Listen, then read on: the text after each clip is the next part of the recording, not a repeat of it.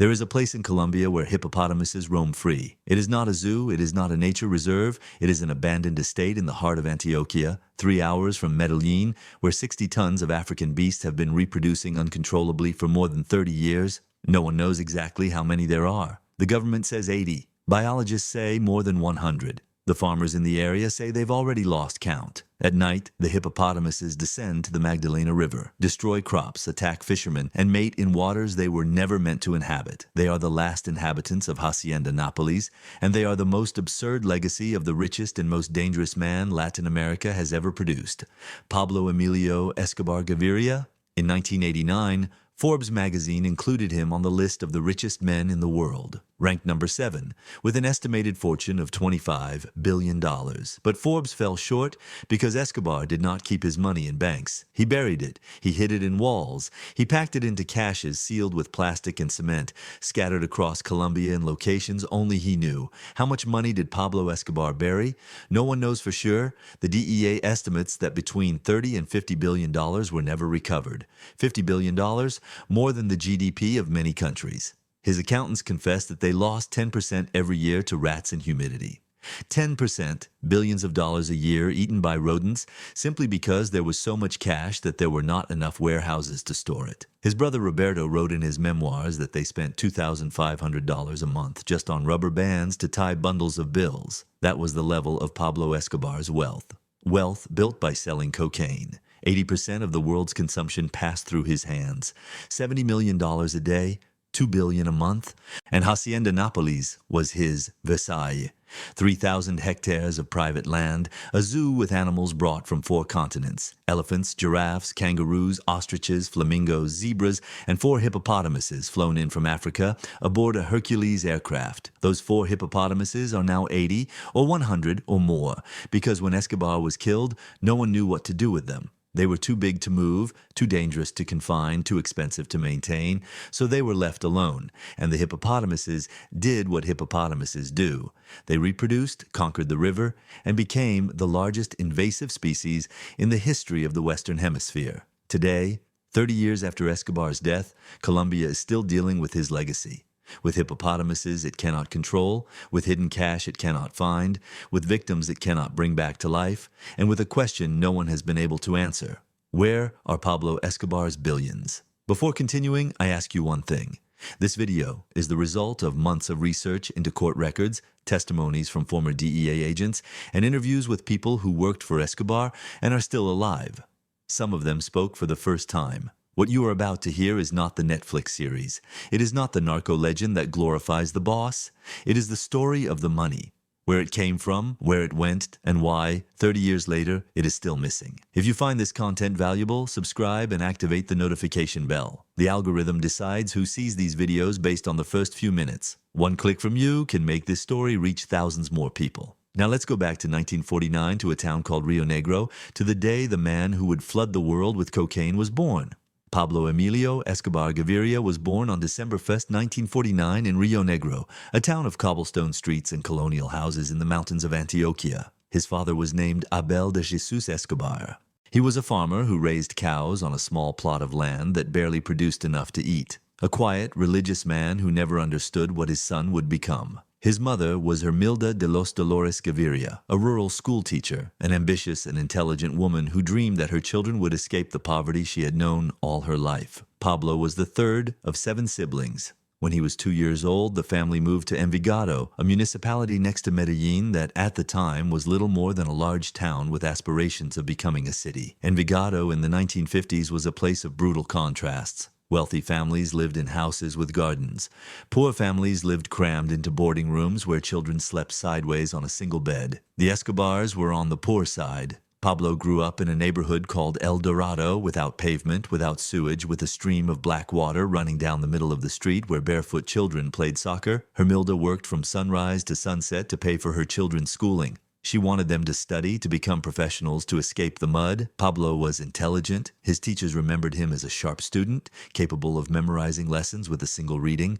But he was also rebellious, defiant, incapable of accepting orders from anyone. At 12 years old, he already had his first business, buying candy wholesale and reselling it at school with a 50% margin. His classmates bought from him because Pablo had something the other kids didn't: charisma. He knew how to talk, how to persuade, how to make people trust him, even when they shouldn't. At 15, the candy business was left behind. Pablo began stealing gravestones from the local cemetery, sanding them down to erase the names, engraving new inscriptions, and selling them to families in neighboring towns who needed a tomb for their dead. It was a macabre business, but it worked. Then came stolen cars. Pablo assembled a gang of teenagers who specialized in stealing cars in Medellin and selling them dismantled for parts. He was 17 years old and already running a group of 10 people. Neighbors in Envigado began to notice that Hermilda's son always had money, new clothes, good shoes, and a motorcycle no other kid in the neighborhood could afford. Hermilda didn't ask or didn't want to know. In 1969, Pablo turned 20 with a criminal record that included car theft and trafficking stolen goods. Nothing serious, minor delinquency by a poor kid trying to escape poverty. But that year, he met someone who changed his life. His name was Gonzalo Rodriguez Gacha. They called him El Mexicano because he loved old Mexican films. He was a few years older than Pablo, also from the countryside, and had discovered a business far more profitable than stolen cars: cocaine. In 1970, 1 kilogram of cocaine could be bought in Colombia for $500. That same kilogram sold in Miami for $50,000, and $50,000 for a package that fit in a backpack. Pablo did the math. He didn't need to be a genius to understand that the future wasn't in gravestones or cars. The future was white, came from the southern jungles, and had infinite demand in the north. In 1976, Pablo Escobar was arrested for the first time with a shipment of cocaine. But here's the interesting part. The case never went to trial. The 2 officers who arrested him were found dead 3 months later. The files disappeared, the judge resigned and left the country. It was the first time Pablo Escobar used the formula that would make him legendary: silver or lead. Do you take the bribe or do you take the bullet? That same year, he married Maria Victoria Henao. She was 15 years old, he was 27. Her family opposed the marriage because they knew where the money came from. It didn't matter. By 1980, Pablo Escobar was no longer a neighborhood criminal. He was the head of the Medellin cartel and was about to flood the world with the most addictive drug humanity had ever known. The Medellin cartel was not a gang. It was a multinational corporation with the most efficient structure organized crime had ever seen. Pablo Escobar was the boss, the brain, the final decision maker, but he was not alone. The Ochoa brothers, Jorge Luis, Juan David, and Fabio, brought connections to Colombia's elite. They came from a wealthy ranching family in Antioquia, with old money and a respected surname. They knew how to move among politicians, businessmen, and generals. They opened doors that would have remained closed to Pablo. Carlos later brought madness and logistics, half German, half Colombian, and completely unhinged. He admired Hitler. He dreamed of creating a narco-independent state. But he had a brilliant idea. He bought an island in the Bahamas called Norman's Cay and turned it into the largest distribution hub in the Caribbean.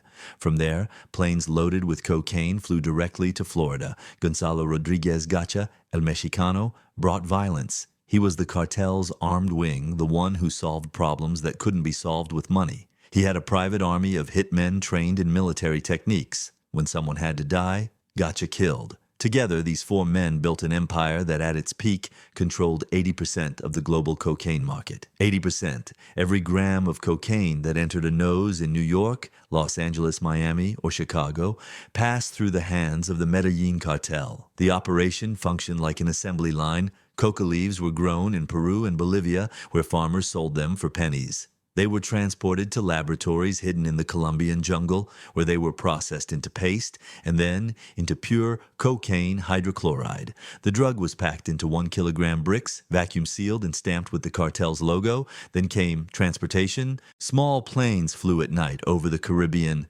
dropping shipments in prearranged zones. Speedboats picked up the packages and carried them to the Florida coast. Homemade submarines crossed underwater carrying tons. Human mules swallowed cocaine capsules and crossed airports, praying they wouldn't burst in their stomachs. Every method had losses. The DEA seized planes. The Coast Guard intercepted boats. Mules sometimes died. It didn't matter. The profit margin was so obscene that the cartel could lose 70% of a shipment and still make money. 1 kilogram cost $500 in Colombia. It sold for $50,000 in Miami, $70,000 in New York, $100,000 in Europe. The numbers were hard to comprehend. $70 million a day, $2.1 billion a month, more than $25 billion a year. Pablo Escobar earned more money than many countries produced. And that money created a problem no one had anticipated: where to store it. They couldn't deposit it in banks. The amounts were impossible to justify. Any large movement triggered alarms across the financial system. They tried laundering it through legitimate businesses, car dealerships, pharmacy chains, soccer teams, radio stations, but it wasn't enough. They generated money faster than they could launder it, so they started burying it. The hidden caches became the cartel's obsession. They were hiding places built into walls, under floors, on abandoned farms, in empty lots. They contained millions of dollars in cash, wrapped in plastic, sealed with cement, protected against humidity and rodents. Only Pablo knew the location of every cache. It was his insurance policy. If he was arrested, if he was betrayed, the money would still be his. His accountants kept approximate records. They estimated between $30 and $40 billion buried across Colombia. But they admitted something else. They lost 10% annually to deterioration. Bills rotted from humidity. Bundles were eaten by rats. Caches flooded during rainy seasons. $2 billion a year disappeared without anyone stealing it. It simply decayed. That was the level of Pablo Escobar's wealth. So much money that it rotted faster than he could count it.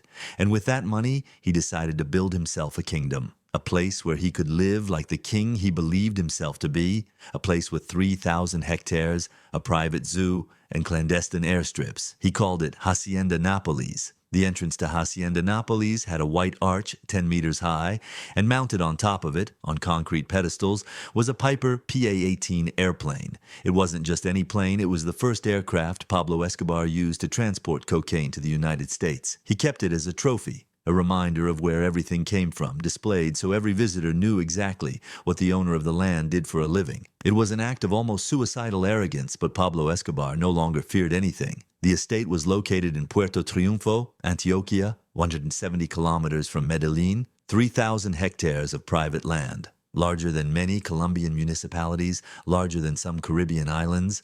Pablo bought it in the early 1980s when he was still a rising trafficker.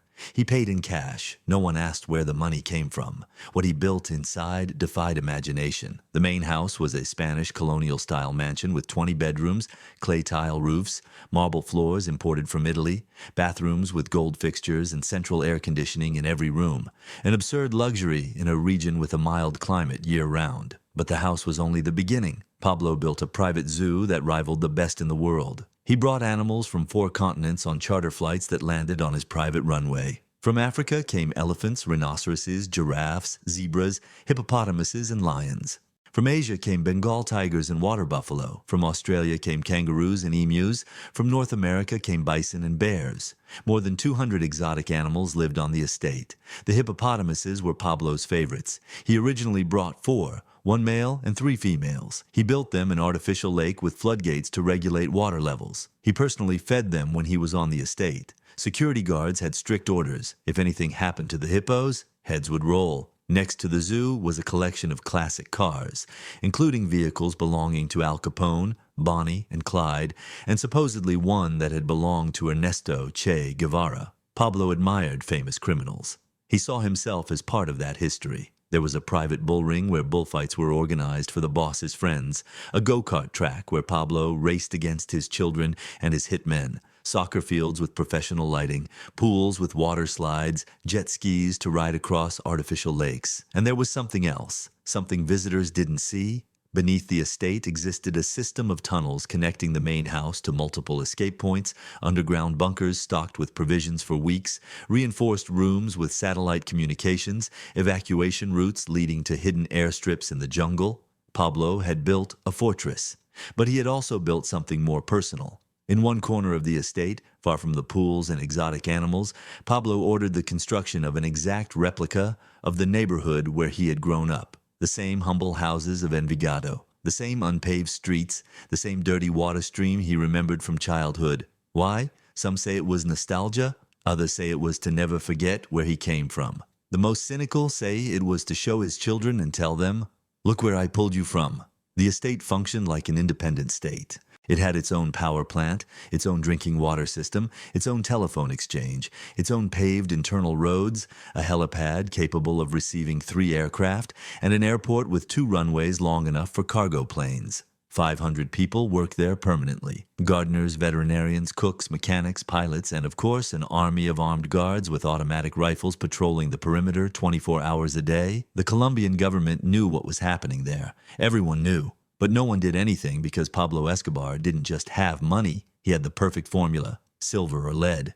Generals, judges, politicians, journalists, everyone had to choose. Take the bribe and look the other way, or reject it and end up dead. Most chose the money, and while the world looked away, Pablo Escobar lived like an emperor in Hacienda Nápoles, surrounded by African elephants and piles of money he couldn't even count. But every empire has enemies, and Pablo Escobar's enemies were about to respond. In the Santa Maria de Los Angeles neighborhood, the most exclusive area of Medellin, Pablo Escobar built an 8-story building called Monaco. It was his urban residence, his palace in the city. The penthouse occupied the top 2 floors, 400 square meters of obscene luxury, white marble floors, floor-to-ceiling windows with views of the entire city, an art collection including works by Dalí, Botero, and Picasso, and an underground garage with space for 30 vehicles. Pablo lived there with Maria Victoria and their 2 children, Juan Pablo and Manuela. He held parties attended by politicians, businessmen, beauty queens, and soccer players. There, he felt invincible. But the Medellin cartel wasn't the only player in Colombia. In the south of the country, in the city of Cali, the Rodriguez Orejuela brothers had built their own empire. They were different from Pablo, more discreet, more sophisticated. They preferred bribes over bullets. They moved as much money as Medellin, but without the noise, without the deaths, without the headlines. For years, the 2 cartels coexisted in an uneasy truce. Colombia was big enough for both. But in 1988, the truce broke. No one knows exactly why. Some say it was over territory, others say it was over a stolen shipment, others say the Rodriguez Orejuela brothers simply decided it was time to eliminate the competition. On January 13, 1988, at 5 in the morning, a car bomb exploded in front of the Monaco building, 500 kilograms of dynamite. The blast destroyed facades across 3 city blocks. It killed 2 security guards and injured dozens of neighbors.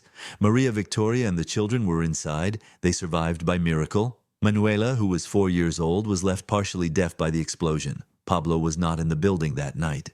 When he arrived and saw the rubble, when he saw his daughter bleeding from the ears, something broke inside him. The war had begun. What followed was a spiral of violence Colombia had never known. Pablo didn't just go after the Cali cartel. He went after the entire system that had tolerated him for years and was now hunting him. On November 27, 1989, an Avianca airplane exploded in midair 5 minutes after taking off from Bogotá. 107 people died. Pablo had ordered the attack to kill a presidential candidate who was on board. The candidate changed flights at the last moment. 107 innocent people died instead. On December 6, 1989, a truck bomb exploded in front of the DIAS building, Colombia's intelligence agency. 500 kilograms of dynamite, 70 dead, more than 500 injured. Pablo declared war on the Colombian state. He assassinated judges, kidnapped journalists, killed police officers, and put a price on every uniform. 1 million pesos for each dead officer. More than 500 police officers were killed in Medellin in a single year. The government responded by creating the Search Block,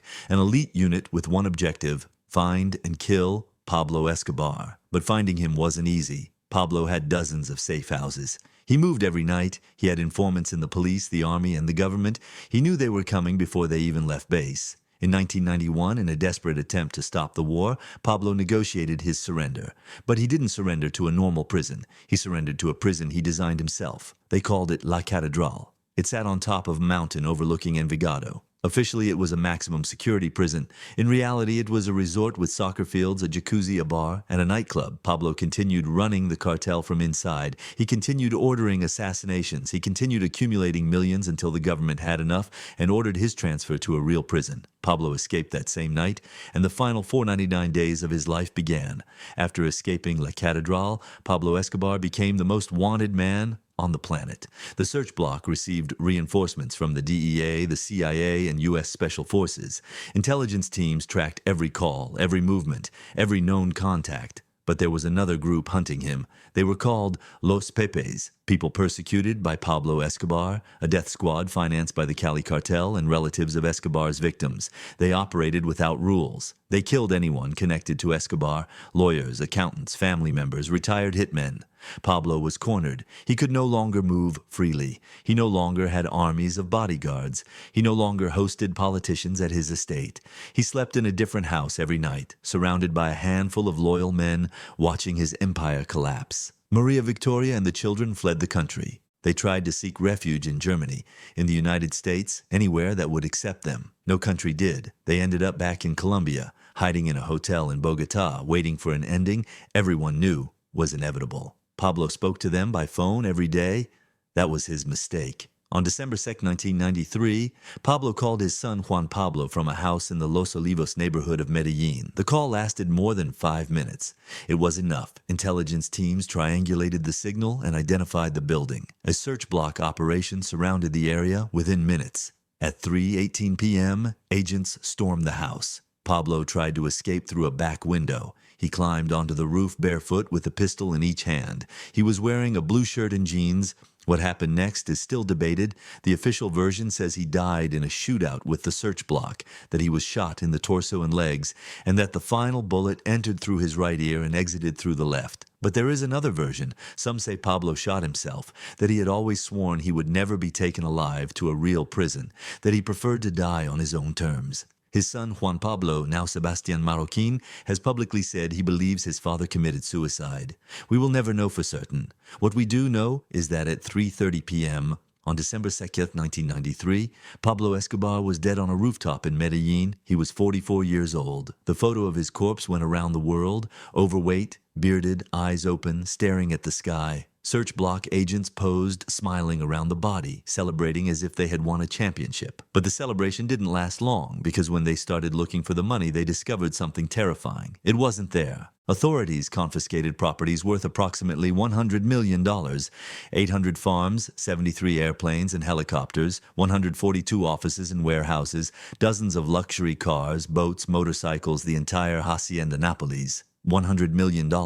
Pablo Escobar had earned more than $25 billion in a decade. Where was the rest? The DEA estimates that between $30 and $50 billion were never recovered. The caches, yet the hiding places only Pablo knew, false walls, sealed basements, abandoned farms where he buried millions in plastic bags. Some have been found. Farmers knocking down walls and discovering rotting bundles of dollars, construction workers finding rusted boxes filled with bills that are now worthless. Roberto Escobar, Pablo's brother, has said in interviews that new caches still appear every year, that there is money buried in places no one remembers, that thousands of millions will probably be lost forever because humidity, rats, and time are consuming them. In 2020, one of Pablo's nephews found $18 million hidden inside a wall of a house that had belonged to the cartel. $18 million after almost 30 years? How much more remains buried in Colombia? No one knows.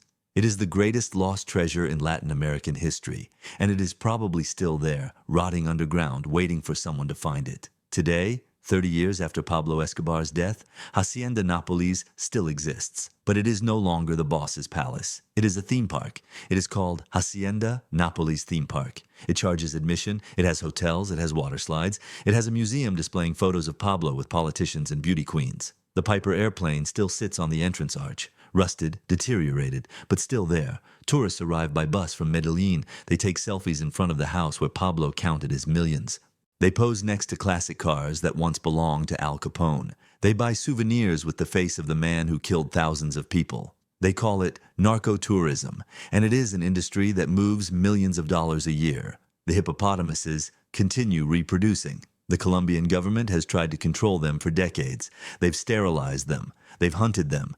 They've proposed exporting them to Africa. Nothing works. There are more than 100 wild hippopotamuses in the Magdalena River, the largest population outside Africa. An ecological disaster no one knows how to solve. They are Pablo Escobar's most absurd legacy.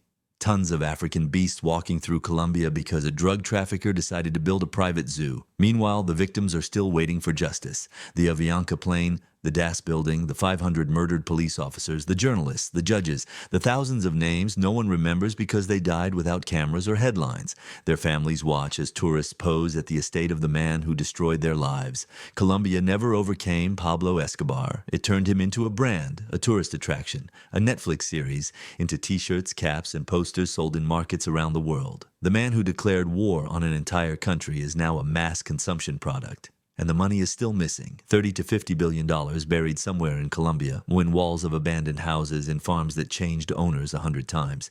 In mountains, only farmers dare to walk. Every year a new cache appears. Every year someone finds millions of rotting dollars that are worth nothing, and every year the legend grows. Pablo Escobar died on a Medellin rooftop at 44 years old with a bullet in his head, but his money is still alive. Buried, waiting, rotting beneath Colombian soil like a ghost that refuses to disappear. If you made it this far, thank you for staying with me. This video is part of a series about the mansions and properties of the most powerful and dangerous men in history, places where fortunes were hidden, crimes were planned, and power and death lived under the same roof. If you want to see more stories like this, subscribe and activate notifications. The YouTube algorithm decides who sees these videos based on early engagement. Tell me in the comments, do you think Pablo Escobar's hidden money is still out there?